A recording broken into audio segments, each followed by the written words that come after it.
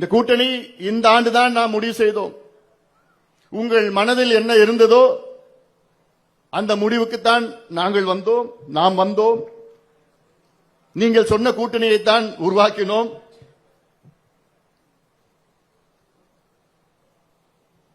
இந்த கூட்டணியிலே தேர்தலில் நாம் கடந்தோம்.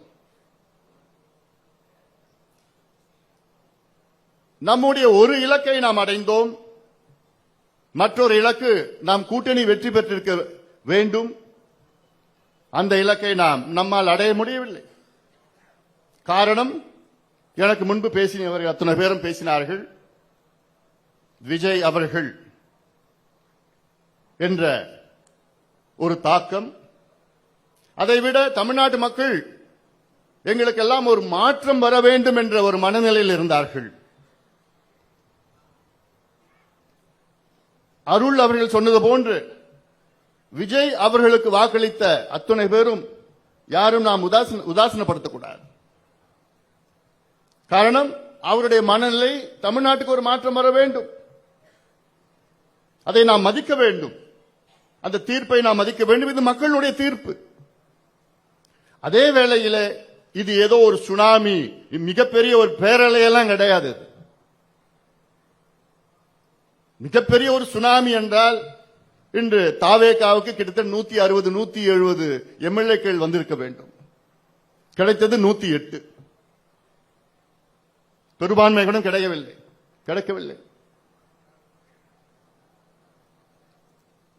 அது மட்டுமல்ல, தமிழ்நாட்டில் 38 மாவட்டங்கள் இருக்கிறது. அந்த 38 மாவட்டத்தில் 8 மாவட்டத்தில் தாவேகா ஒரு தொகுதியிலும் வெற்றி பெற முடியவில்லை. இதெல்லாம் இது நிறைய ஸ்டாட்டிஸ்டிக்ஸ் இருக்கு. அதெல்லாம் இப்ப நான் பேச போறது கிடையாது. எல்லாம் முடிஞ்சிடுச்சு, தேர்தல் முடிஞ்சிடுச்சு. இந்த ஸ்டாட்டிஸ்டிக்ஸ் எல்லாம் நாங்க மேடையில் இருக்கின்றவர்கள் எல்லாம் பேசி கீசி அடுத்தது உங்களுக்கு என்ன செயல் திட்டம். தேர்தல் என்பது ஒரு ப்ராசஸ், அவ்வளவுதான். ஒரு கட்சியினுடைய வெற்றி தேர்தலை வைத்து அல்ல.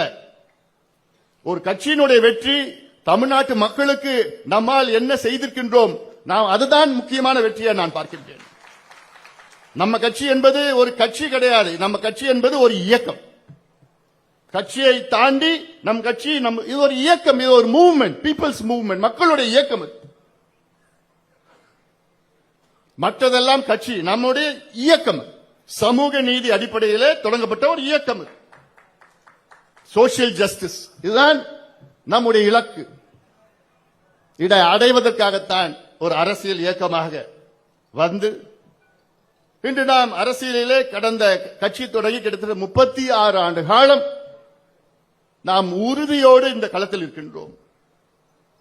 நமக்கு முன்னால் நமக்கு பின்னால் தொடங்கிய எத்தனையோ கட்சிகள் காணாமல் போய்விட்டது. ஆனால் நாம் யார் வந்தாலும் சரி, எப்படி அலை வந்தாலும் சரி, 91 ராஜீவ்காந்தி அலை வந்தால் அப்போ ஒரு தொகுதியை நாம் வெற்றி பெறுகின்றோம். திமுக ஒரு தொகுதி வெற்றி பெற்றது. 91 96 ஜெயலலிதா அம்மையாருக்கு எதிரான மிகப்பெரிய ஒரு அலை. அந்த பேரலையில், அதுதான் உண்மையான பேரலை. அந்த பேரலையில நாம் 4 வெற்றி பெறுகிறோம். அதிமுக அதுதான் வெற்றி பெறுகிறது. இப்படி எத்தனையோ தேர்தல்கள் நாம் பார்த்திருக்கின்றோம். அதனால் தேர்தல் என்பது ஒரு ப்ராசஸ்.